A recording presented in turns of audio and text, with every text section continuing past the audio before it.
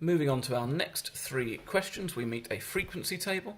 The table gives information about the numbers of badges gained by the younger girls in a guide group. And there you can see your frequency. So this means, for example, 8 girls gained 1 badge, 3 girls gained 5 badges. You're asked to write down the mode. Well, I can imagine listing all of these. I'd have 2 zeros, 8 ones, 4 twos, 3 threes, 5 fours, and 3 fives. So the mode, the most common, is the one with the highest frequency, which in this case is 1. Work out the mean number of badges gained by these girls. We know that our mean value is the sum of our values divided by the total number of values. So we need to work out two things here. We need to work out the sum of our values.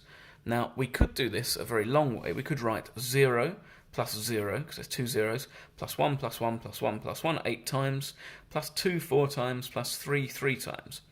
But we can make this slightly simpler by saying, well, there are 2 lots of 0. That doesn't even really affect anything here.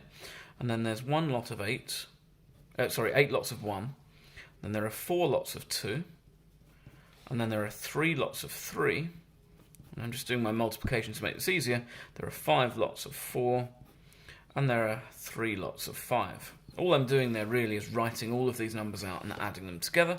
And then I need to divide by my total number of girls, which would be adding all of these frequencies up. 2 plus 8 plus 4 plus 3 plus 5 plus 3. Now it's important I show that step for working, I would suggest, and you could even do some interstitial work, but now I am just typing this into my calculator. 2 times 0 is 0, I'm not worried.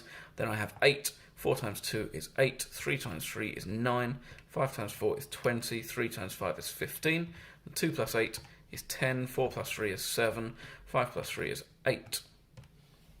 And so I have 12 over 5, or 2.4, as my mean number of badges. And I just look very briefly, does that seem to make sense in this sort of distribution? Well, yes. Just over 2 is about halfway, so that seems sensible. If my answer was 0.1 or 15, I'd know something had gone badly wrong. Then we add a complication. There are 15 older girls in the guide group. The mean number of badges gained by these older girls is 4.4. Work out the mean by all girls. So we know that we have these girls here, these are the younger girls. And we know we have the older girls as well. Now to find our mean, once again, we want to find the sum of all of our values divided by the total number of values. Now, the total number of values is pretty easy.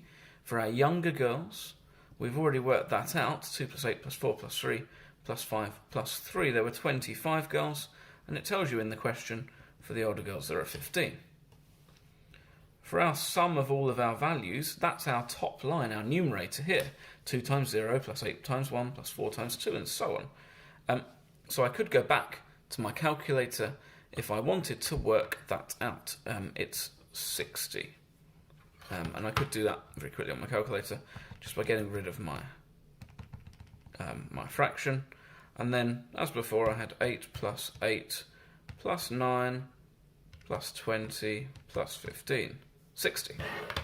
To find out the sigma x for my older girls, I know the mean is 4.4. So I know that if I multiply the average value by the number of girls, I'll get the overall total number of badges. That is, sigma x is 4.4 multiplied by 15. 4.4 multiplied by 15 is 66.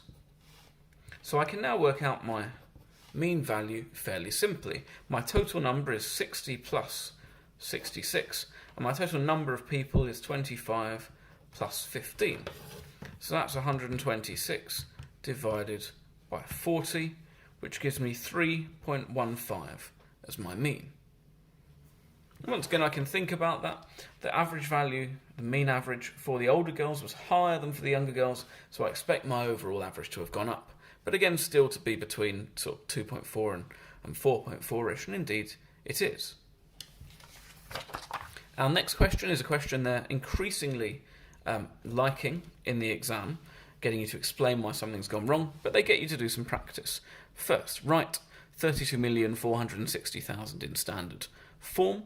Well, standard form is in the setup a times 10 to the b, where a is an integer, and an integer between 0 and 10, not inclusive, and b is some integer value. So I know that in this case a is going to be 3.246. That's the only setup here where I can have a number between 0 and 10 non-inclusive.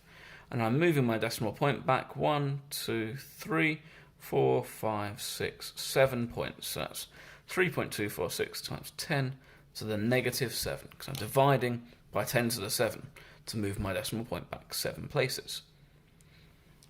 Then we asked to go the other way. 4.96 times 10 to the negative 3 is an ordinary number. 10 to the negative 3 is dividing by 10 to the 3, or dividing by 1,000. So I move my decimal point back 1, 2, 3 places. So that's 0.00496 as my ordinary number. Asma wants to compare the two numbers and says that 6.212 is bigger than 4.73, so A is bigger than B. Now that statement is true, but she hasn't accounted for her powers of 10. So is she correct? Well, our answer there is no, she is not correct. And the reason she's not correct is that 10 to the 9 is larger than 10 to the 8. Now there were some strange imprecise answers here, things like the number is raised to a different power, but we're not raising 6.212 to a power, we're multiplying by 10 to some power, so you do need to be specific here. Question 6 asks you to make x the subject of the formula. Y is 3x over x plus 5. Whenever you see your unknown in the denominator, it should be screaming at you to multiply by that denominator. So I have y multiplied by x plus 5 is equal to 3x. I'm going to expand my brackets. Yx plus 5y is equal to 3x. I want x on its own in the end, so I'm going to move all of my x's to one side. So I'm going to subtract yx from both sides. 5y is equal to 3x. Subtract yx. And then I'm going to factorise out my x. 5y is equal to x. 3 subtract y. And now divide by 3 subtract y to get x is equal to 5y divided by 3 subtract y. Now, a number of you will have had this correct, but had this as x is equal to negative 5y divided by y subtract 3. That is absolutely fine. I've just multiplied my numerator and my denominator by negative 1. All those negative 1s will cancel out. This is just a slightly nicer approach. But all that's happened is you've rearranged this line in a slightly different way, and that's not a problem. So that's the next 3 questions sorted.